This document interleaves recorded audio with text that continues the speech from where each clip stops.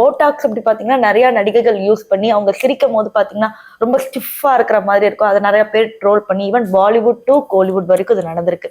So நிஜமாவே வந்து Botox எடுக்கிறதுனால ரொம்ப ஹார்ம்ஃபுல்லா இருக்குமா?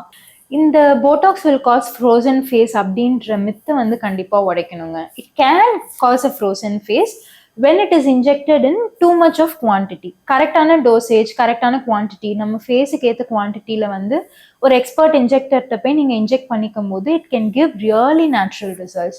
அது வந்து சிரிச்ச மாதிரியே தெரியாது, அந்த மாதிரிலாம் it will not cause. It can give really good results, but you just need to choose your injector right.